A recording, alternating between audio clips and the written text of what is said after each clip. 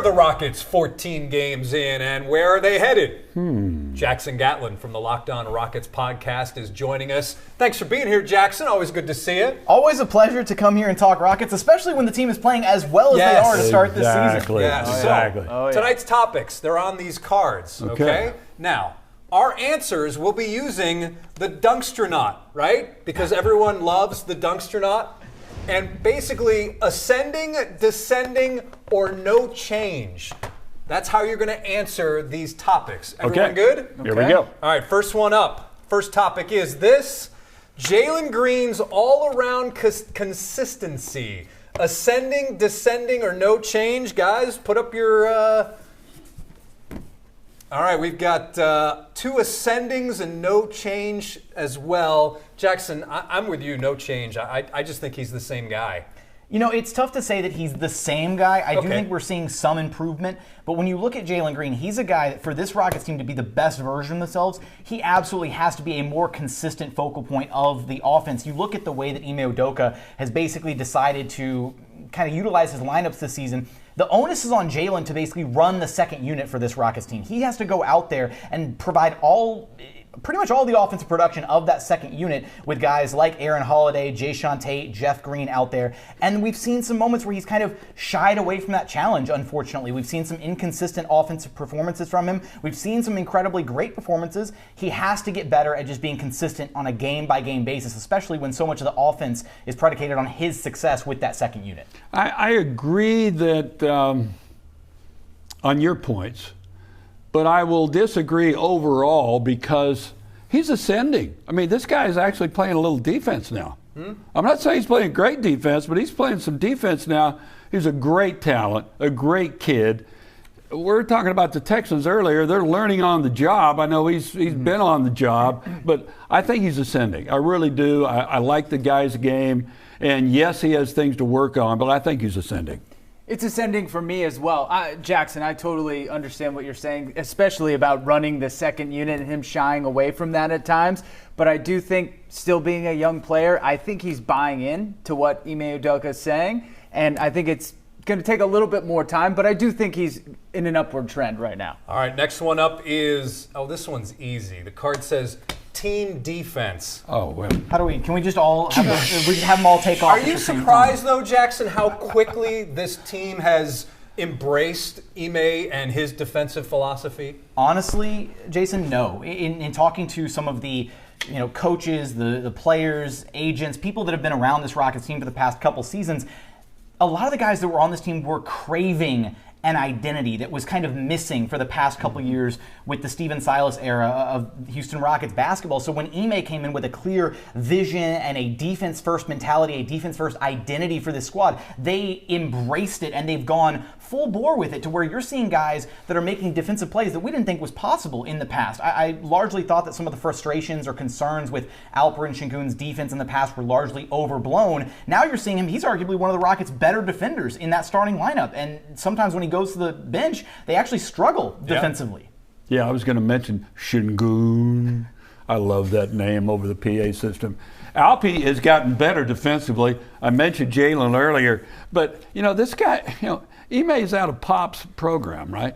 Do you think Popovich taught his assistants how to coach defense? Well, of course he did. I mean, that is the backbone of those teams. I wasn't surprised at all because you know what defense is? It's want to, and the coach getting up in your face and saying, look, here's how you do it. Let's go. If you don't play defense, you're not playing. It's that simple. Nobody wants to be the one guy that's slacking on defense, right? So you bring in the veterans in Fred VanVleet, Dylan Brooks, guys who absolutely know how to play defense at arguably an all-NBA caliber level. And so then you got, Jaylen, Jabari, Sengun, they're looking around like, oh man, we can't take any plays off now. So you've got Jabari, he's ascending. You've got Sengun, he's ascending. And like we mentioned earlier, talking about Jaylen Green's overall play, even though I kind of kept him, at the same level, no change, he has improved areas of his all-around game, especially the defensive side, where when he's locked in, the effort is there. We're seeing him get deflections. We're seeing him make plays on that side of the ball, and that's an important development for his game. Well, I think that good defense is a good sign of good chemistry on a team because it means guys are buying in. You never hear about a good defensive team not buying in, because like we were talking about, it's all about effort. So if guys are buying in, they're putting effort in, and that's pretty much what it takes to play good defense. All right, next one up is, this is interesting. Jabari Smith Jr., his involvement in the offense. I'm going to go, yeah. We got a couple note changes, and we've got some descending. Yeah. I thought, based on what we saw in the Summer League, and yes, it's the Summer League, he really was a force. And I thought, okay, now he's going to find it, and this is going to be the player that I think a lot of Rockets fans thought he would be.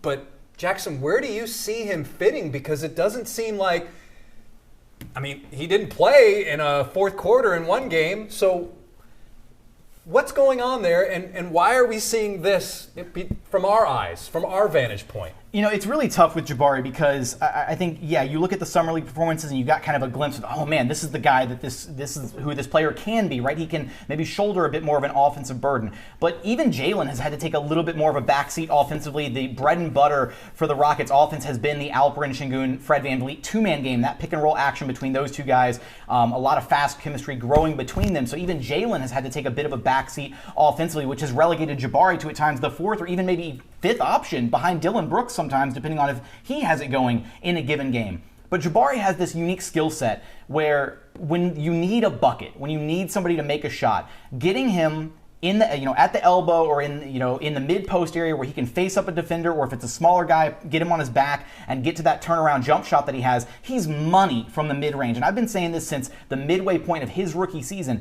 He's not this, 3-point, 3-and-D sniper guy that you just want to have sitting on the three-point line with little to no involvement in the offense. He's a rhythm guy. He's a guy that needs some touches. You need to draw up some sets for him and get him involved in the offense. And we actually saw that in the Rockets' last game, where they are actually drawing up some sets for Jabari and for Dillon to try to get them on some smaller defenders to get them going. I'd like to see Ime kind of go back to that a little bit more so that he can feel like he's a bit more involved in the offense. Yeah, I think by design he has leveled out. I don't think he's gone down, but it's tough to get involved with a new system when you're 14 games into the season. He had last season he got through. I just think I'm going to say he's holding his own because, like you say, he does have a good skill set. You got to figure out how to use it, and I think Ime and his staff will do that as time goes on. And let's be honest, Zach, the Rockets have more options now than they did in the past. Absolutely. And when it comes to Jabari Smith Jr., like you were saying, in the preseason, he was on fire. Every night he was leading them in points, it seemed like. We thought, okay, here we go. We're going to see him really break out this year. But it still seems like they're just finding the right ways to use him right now, and hopefully they'll be able to do that going forward. One more. Ability to close games. Yep. Well, I don't know if it's always their fault. I know that there was, there was one game that perhaps the officials played a role.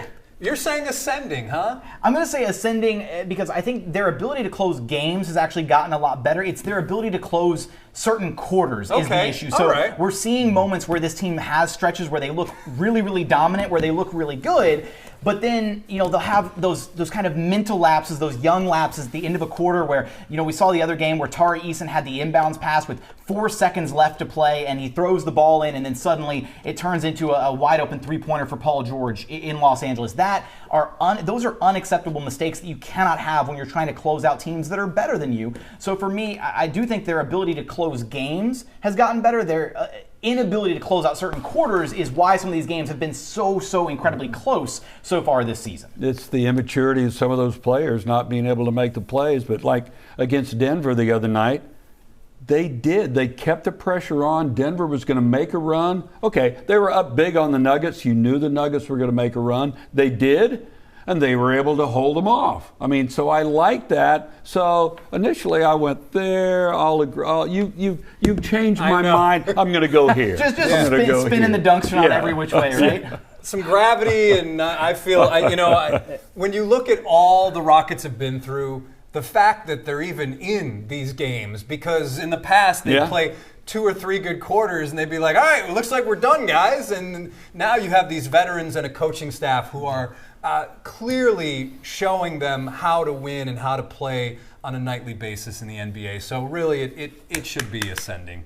On the rise. On the rise. The team as itself is on the rise, right? I mean. Oh yeah, for sure. So yeah, I agree. It should be ascending. It really should be. He is Jackson Gatlin from the Locked On Rockets podcast. Jackson, love having you in studio. Thanks for coming out and playing our Dunksternaut game. Always a pleasure, especially when the Dunksternaut is involved. Now, we got to make this logo a permanent thing for this Rockets team. This thing is awesome. I agree.